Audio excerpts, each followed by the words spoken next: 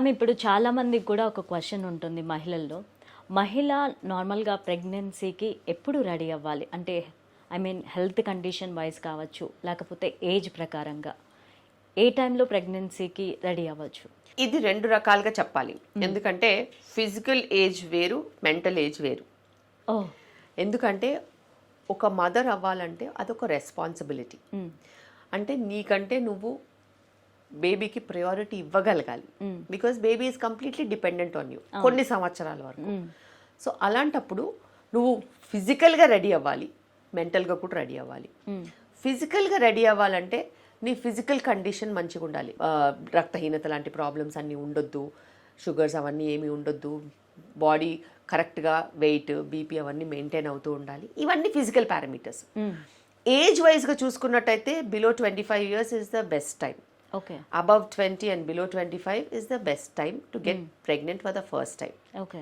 Because family అనేది మనం 2 children అయినా చూస్తాం కాబట్టి అట్లీస్ట్ 3 years గ్యాప్ ఉండాలి ఒక చైల్డ్కి. కాబట్టి బిఫోర్ 30 నువ్వు కంప్లీట్ చేసుకుంటే మంచిది. కాబట్టి సో అట్లీస్ట్ అది మనం గ్రహించుకోవాలి. అండ్ మెంటల్గా కూడా నువ్వు ఆ బాధ్యత తీసుకోగలగాలి. మెంటల్గా నువ్వు బాధ్యత తీసుకోవాలి అని అంటే you should have right education. At least degree అన్నా లేనిది మనకి జాబ్ అయినా, ఫైనాన్షియల్ ఫ్రీడమ్ అయినా కానీ, సెటిల్మెంట్ అయినా అంతా ఉండదు. కాబట్టి సో నీకు 22-25 years అదే టైంకి వస్తుంది. అయితే అందరూ ఒకేలాగా ఆలోచించరు. కొంతమంది కాంపిటేటివ్గా ఉంటారు, కొంతమంది కొన్ని గోల్స్ పెట్టుకుంటారు. ఆ గోల్కి నేను వెళ్తేనే మ్యారేజ్, ఆ గోల్కి నేను వెళ్తేనే మదర్ అవ్వాలి నేను, ఎందుకంటే అంత కమిట్మెంట్ అక్కడనే ఉంటుంది కాబట్టి.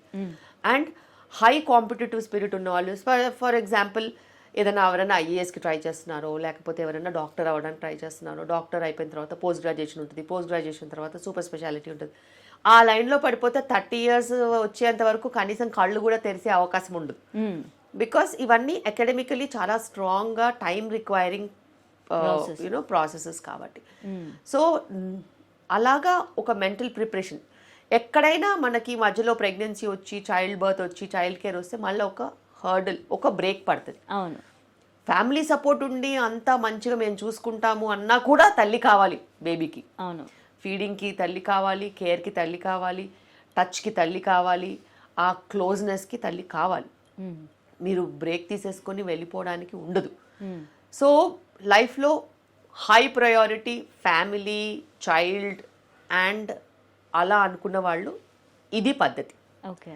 కానీ కాంపిటేటివ్ ఉన్నది, హై పొజిషన్స్లో ఉన్నారు, బిజినెస్ చూసుకుంటున్నారు, లేకపోతే ఇంకా నెక్స్ట్ ప్రమోషన్స్లో ఉన్నాయి, నేను ప్రమోషన్ లిస్ట్లో ఉన్నాను అంటే వాళ్ళు మ్యారేజ్ కూడా కమిట్మెంట్కి భయపడతారు. బికాజ్ అగైన్ అది కూడా ఒక కమిట్మెంట్. దాని తర్వాత ఫ్యామిలీ లైఫ్ ఉంటుంది, టైం ఉంటుంది, ఇవన్నీ కూడా ఉంటాయి. అందుకే ఇప్పుడు అమ్మాయిలు మ్యారేజ్ కూడా ఆలోచిస్తున్నారు. బికాస్ వాళ్ళకి అక్కడ బ్రేక్ పడుతుందని భయం. అండ్ ఫ్యామిలీ కమిట్మెంట్స్కి కొంచెం కంగారు పడుతున్నారు. అవును. అండ్ వర్క్ లైఫ్ బ్యాలెన్స్ వాళ్ళు చేసుకోవడం అనేది వాళ్ళకి అది ఆలోచించడానికి కూడా వాళ్ళకి అంత టైం దొరకట్లేదు. అందుకే మ్యారేజెస్ కూడా పోస్ట్ 30 వాళ్ళు ఇప్పుడు అయిపోతున్నాయి. మరి పోస్ట్ 30 మ్యారేజెస్ అయినప్పుడు బిఫోర్ 35 అయితే ఖచ్చితంగా ఫస్ట్ చైల్డ్ అవ్వాల్సిందే. బికాస్ ఆ తర్వాత ఫర్టిలిటీ రేట్ అనేది చాలా డ్రాప్ అవుతుంది. ఓకే. సో 2 కేటగిరీస్ ఆఫ్ పీపుల్కి మ్యాక్సిమం నేను చెప్పగలిగాను. బట్ పోస్ట్ 30 ఫర్టిలిటీ డిప్ అవుతుంది. కాబట్టి ఆ 30 to 35 ఉన్న వాళ్ళకి కొంచెం అసిస్టెన్స్ అవసరం ఉంటుంది. వాళ్ళ హెల్త్ కేర్ వాళ్ళు చూసుకోవాలి. అదర్వైజ్ ఎగ్ కౌంట్ ఇప్పుడు డ్రాస్టిక్గా డ్రాప్ అవుతుంది. అండ్ హెల్త్ వైజ్గా కూడా వాళ్ళ దాని ప్రకారము యూజువల్గా హయ్యర్ వెయిట్స్కి వెళ్ళిపోతారు. దాంతో పీసీఓడి ఇంకేదైనా గైనకలాజికల్ ప్రాబ్లమ్స్ తగులుకునే అవకాశం ఉంటుంది. సో మనం ఎంత టైం మనకి సిస్టమ్కి ఇస్తే అంత మనకి చిన్న చిన్న కాంప్లికేషన్స్ పెరిగే ఛాన్సెస్ ఉంటాయి.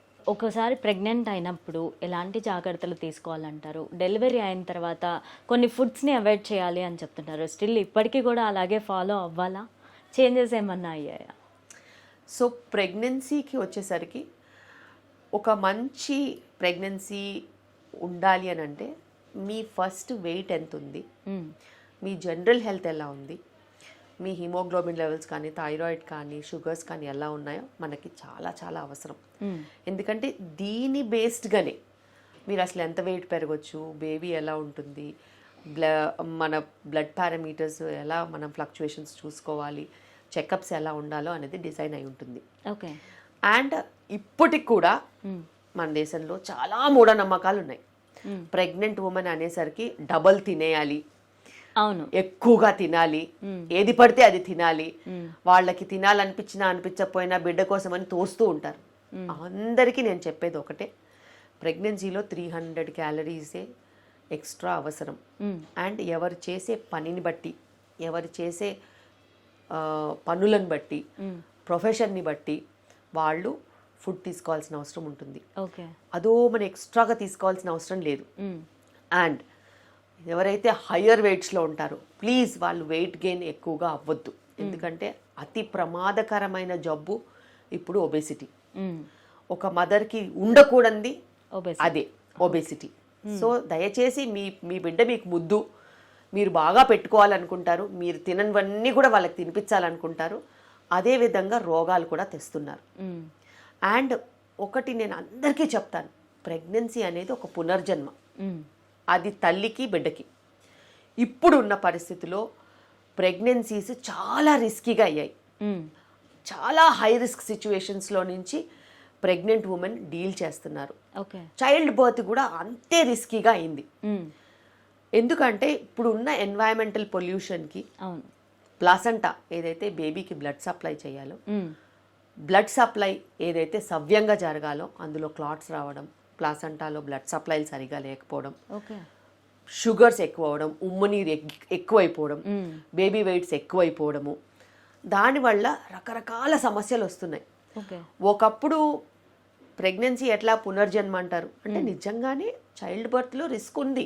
అవును, నువ్వు ఎంత పెద్ద హాస్పిటల్లో ఉన్నా కూడా, నువ్వు అమెరికా వెళ్ళినా కూడా అక్కడ కూడా మెటర్నల్ మార్టాలిటీ ఉంది. అంటే డెలివరీలో ప్రెగ్నెంట్ ఉమెన్ చనిపోయే రేట్ ఇంత అని ఉంటుంది, బేబీస్ చనిపోయే రేట్ ఇంత అని ఉంటుంది. దానికి ఎక్స్ప్లెనేషన్ ఉండదు. సగం ఎక్స్ప్లెనేషన్స్ ఉంటాయి, సగం అన్ఎక్స్ప్లెయిన్డ్ ఉంటాయి. So maternal mortality, child mortality అనేది ప్రపంచవ్యాప్తంగా ఉంటుంది. హాస్పిటల్ బట్టో, ఇంట్లో మంత్రసాన్ని బట్టో మారుతూ ఉంటాయి. తప్పితే రిస్క్ మట్టుకు ఉంటుంది.